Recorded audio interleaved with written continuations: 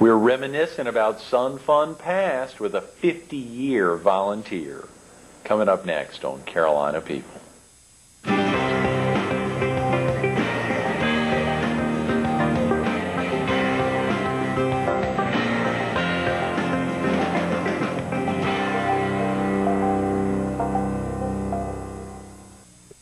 Good morning.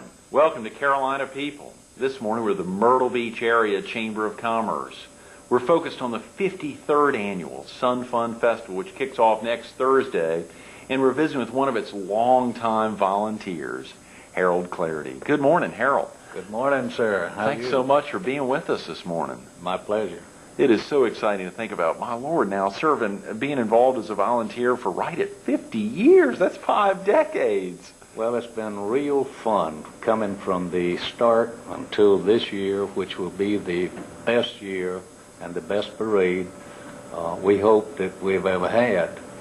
We started out very, very small. There was only a few merchants in Myrtle Beach at that time. We all got together, had great cooperation. We had beautiful girls go out on the first go-around. We didn't have a big parade, but we had a lot of participation and a lot of fun. And we had them go out in shorts, and if you were not wearing shorts, why, they would fine you, and if you give them a little bit of static, they would lock you up in our kangaroo jail. And we had a kangaroo judge. No. And we had a lot of fun, and you would have to raise maybe $5 or $10 before they would release you, or $25 or $1,000. Depending on your standing in the community. They thought you could raise it, but they would put it to you. But we had a lot of fun, and one of the years we were building the original Memorial Hospital, raised $10,000 like Is that right? Along at the same time, and I was then working behind the scenes with a lady, Eleanor Whitsitt, who is one of the original 3 Coastal Bank employees.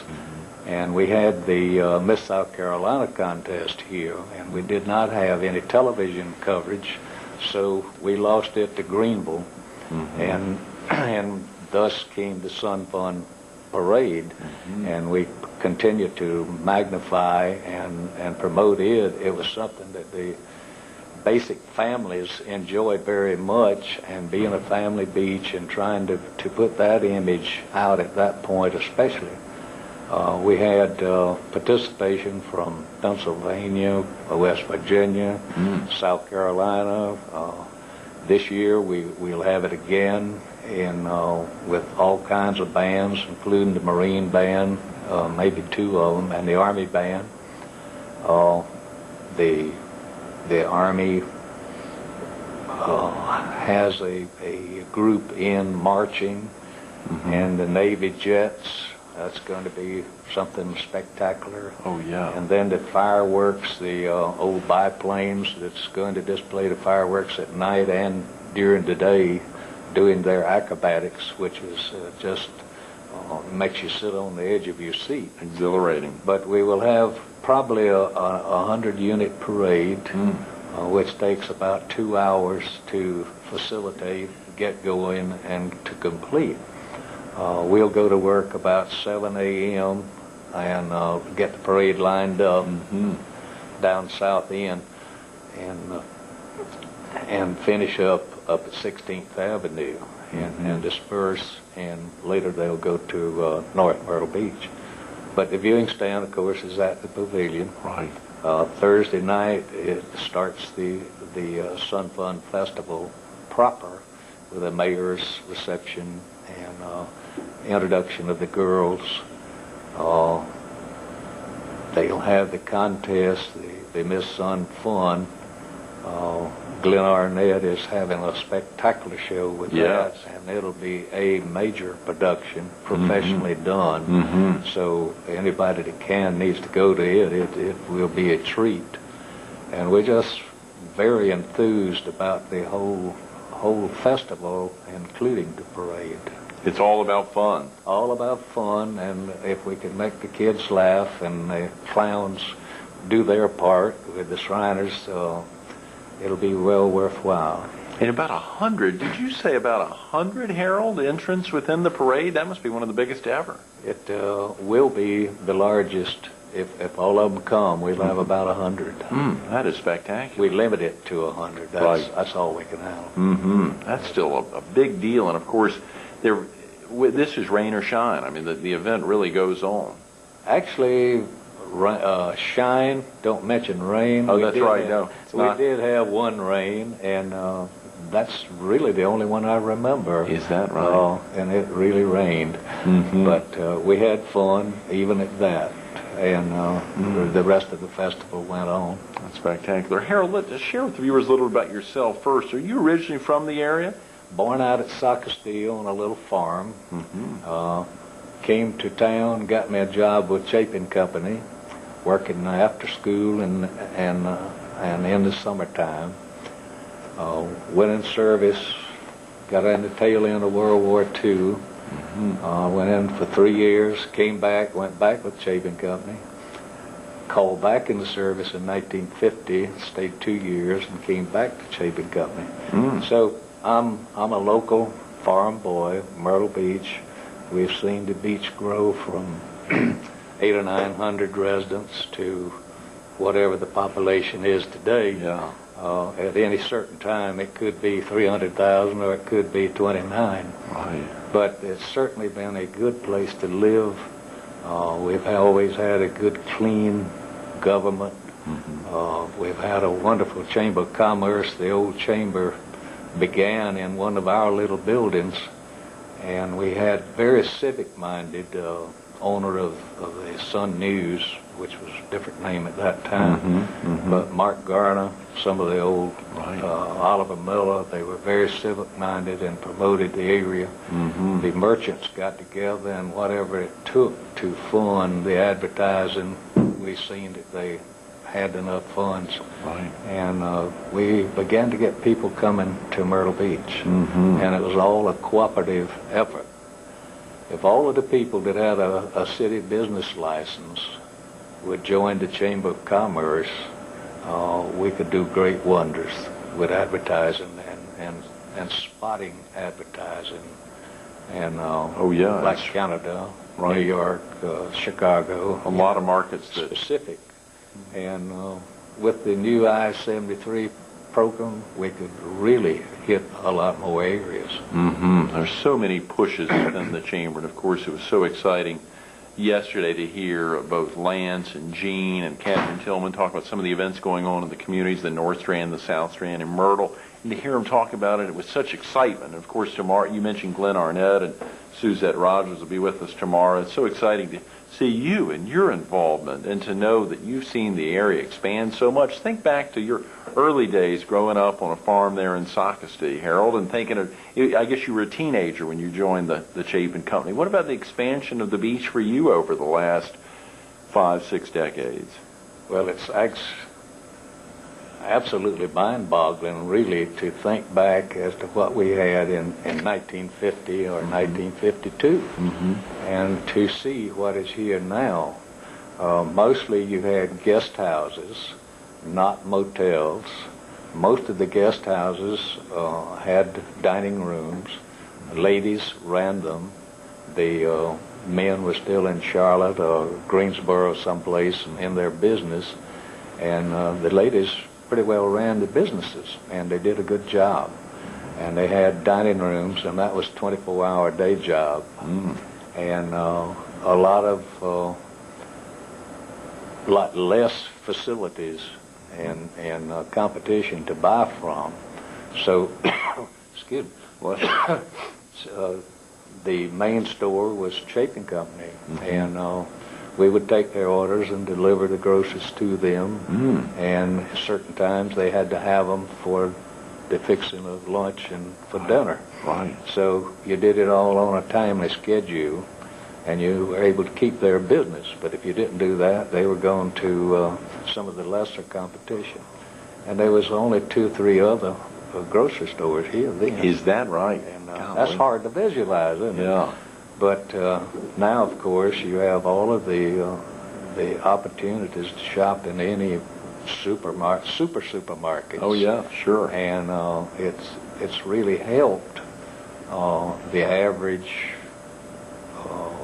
Myrtle Beach person in getting competitive priced groceries. That's right. And other stores, of course, the other things, clothing the same manner, furniture, it all follows together. And we used to handle all of that. The Chapin Company handled all of that. We had groceries, furniture, men's dry goods, ladies' shoes, lumber, had a bulk oil plant, service station.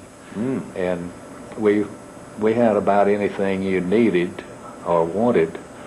And at some time or another, if you visited Myrtle Beach during the week, you'd be in our store. The bank wouldn't cash a check. We would. And we did a lot of check cashing. Harold, share with the viewers a little about the history of the Chapin Company. It had been around for how long?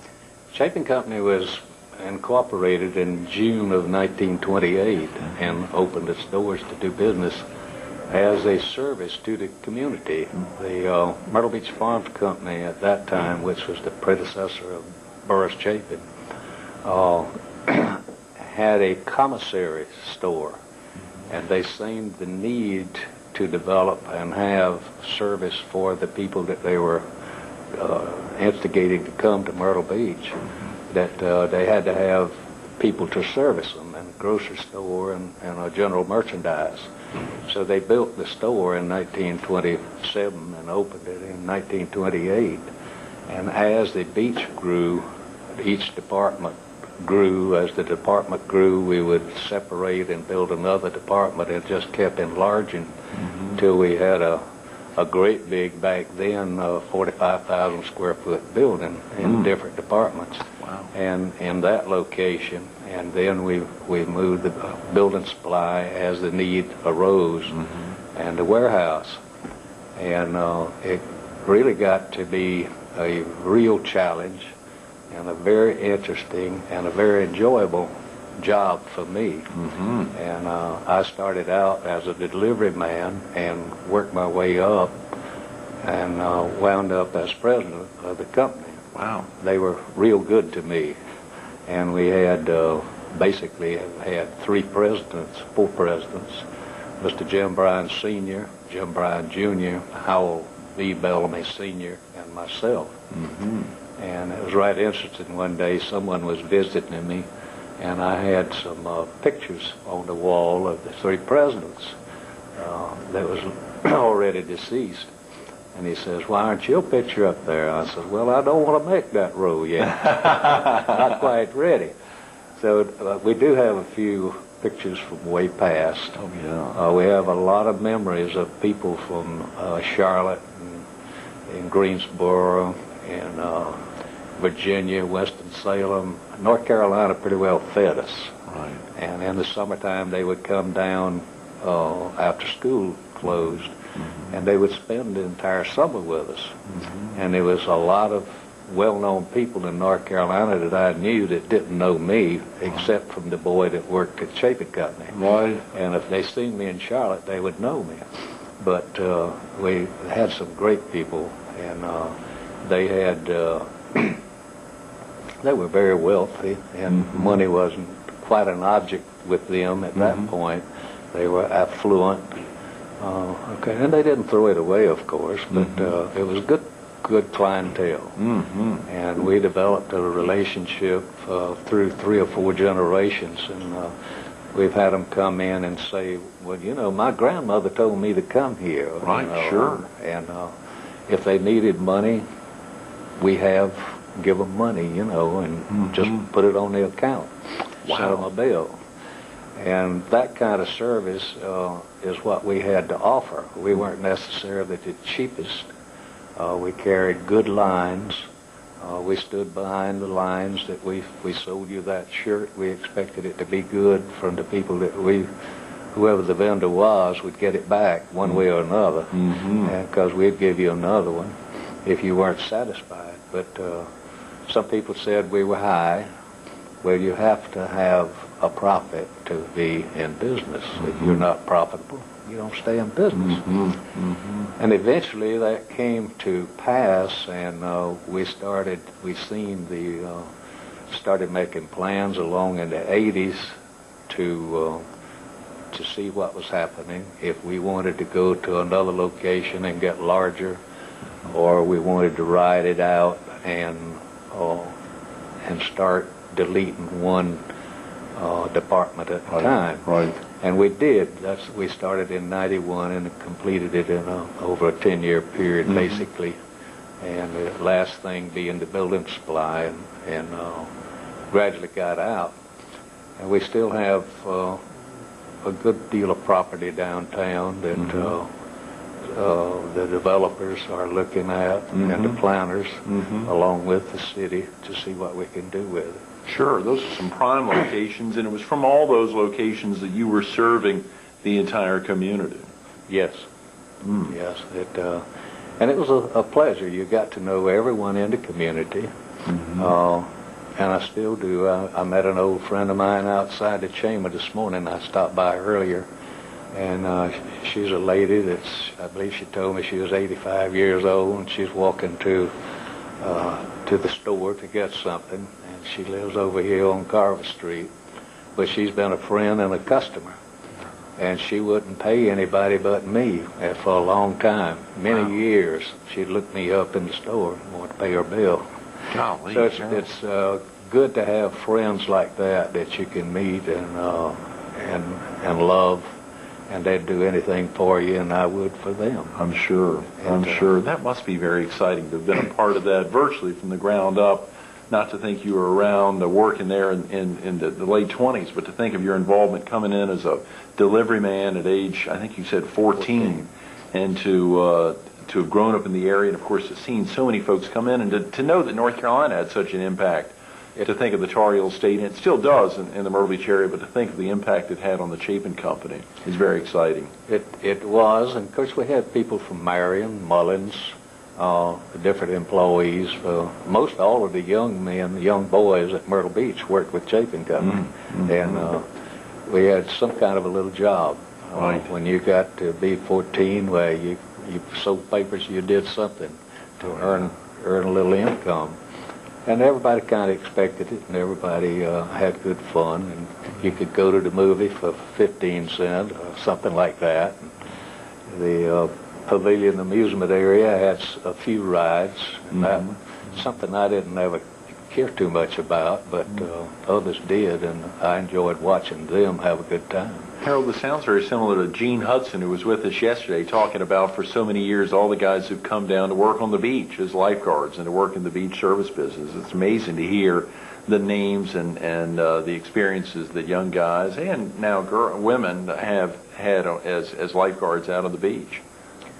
They have come on. Fritz Hollins was a lifeguard in 1939 up at the old hotel. Is that right? And every time I see the senator, he'll ask about Mr. Edward Burroughs, and how is my good friend Mr. Edward Burroughs? No, oh my God. But evidently Mr. Burroughs had some influence on him being a lifeguard at that time. He got to know him real well, and of course through the years, through the party. But he is now retiring, and I think did a good job. That's right. Good job. Harold, talk about what prompted your original participation with the Sun Fun Festival? 50 years ago, what really got you involved? Well, really wanting to do something and getting to be known was very good for our business, really. I mean, if nothing else. But personally, I liked people. I liked to be involved, and as long as it was something I could do and be a benefit to. A lot of things I didn't know how to do or what have you, but I could run errands and do it for you. You know, you knew what to do, and I would go do it. But just being involved and loving people. The Junior Chamber of Commerce was very active in those days, and those boys, it was my age really, did a wonderful job with the Sun Fun. Oh yeah, very good. And a wonderful job with the Miss South Carolina contestant. Oh yeah. And so they really did the out front work, and a lot of places I could help within the background. I've heard them talk about that, Harold. Raven Child talking about it, or Hilda Merritt Carter. Hearing them talk about those early experiences with the JCs are amazing. They some of the ladies still living. They pushed forward. They were very, very good at what they did, and we had some very good stars to come, and in very colorful. Mannix, he was here one day, and I'm sure they told you about that. And Slim Pickens, he was colorful. Yeah, and the stagecoach stopped right in front of the store. He was leading the parade, or somewhere in the parade. No, and it was right funny. But we've had a lot, and right now I can't remember the names of the stars that we have had. Most recently is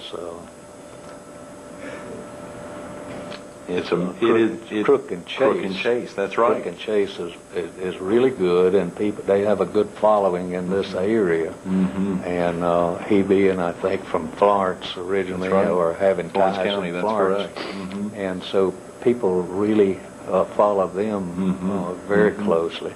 And I'm glad to say we're going to have them back this year during the festival. Lorianne Crook doing the Celebrity Kitchen. We got about 5 minutes, Harold. I want to. Why do you think it's so important? Why do you think that it's so important for the Myrtle Beach area to support and continue to promote the Sun Fun Festival year after year? The advertising is just unsurmountable. You just can't imagine, or you can't pay for the advertising that this gives us, the coverage that we have with the news, the weather, the advertising that you can promote within our locality and further. But the national news media, people know where Myrtle Beach is now because of the things that we have done in the past and are doing now. And now the Chamber of Commerce, under Brad's leadership, I think is going to focus directly on specific things a little more than maybe in the past. And he certainly has a lot of shoes to fill in our good friend who passed, and we are very fortunate to have Brad to take his place. Think about any particular moments that stand out in your mind over the last 50 years of your involvement with the Sun Fun Festival. I know you mentioned some of those names like Slim Pickens and others, but any moments that really stand out in your mind, Harold? Probably too many to mention, Absolutely blows your mind, but some of the things are real funny, and some were very serious. But I think the most important things is that we entertain families, and that we promoted Myrtle Beach in a manner in which we live, and that we have something here to offer. We have the churches, we have the schools, we have the beaches, and everything is just plain beautiful. Absolutely. And the more we promote it and the more clean living we do, I think will be very beneficial. Is the parade the one particular event in this year's Sun Fun Festival that kicks off next Thursday that you're really looking forward to attending? Looking for the parade, I enjoy the mayor's reception and the contestants, introduction of the contestants, but the parade is really our apple, and we have a bunch of guys that's getting on up in the age in the Lions Club, and they enjoy doing it. It's 100% participation. Anybody that can come does come, and they enjoy it, and particularly the Hooters float. Oh, yeah. Listen up. Here we are. A vital component. So that's, they go for that. I tease them about that. I says, if you come help me, you can stand close to the Hooters float. Yeah. And they go for that. Oh, yeah. No doubt. No doubt. Harold, what do you like best about living in the Myrtle Beach area? Of course, the general attitude of the people, the original people, is all a big family. And we try to get the people to move in here. It takes about 2 years to get them orientated and to be one of us. This is kind of a joke, and but they do have to change a little whenever they come down here. They're in a different place. They have been accustomed to living in a very different manner, and we more or less calm it down, and they usually enjoy the slowness and the deliberation that we have, but just the general attitude of the people, the goodness of the weather, and the general atmosphere. That's great. Harold, thanks so much for being with us this morning. It's been so exciting to hear about 50 years of memories here in Myrtle Beach, as well as particularly with the Sun Fun Festival. Well, I'm sorry there's not a lot more that I could tell you. Oh, no. We might not better talk about on the air, but it's been my pleasure. Absolutely, thanks. Stay tuned to more Carolina People with Harold Clardy coming up next.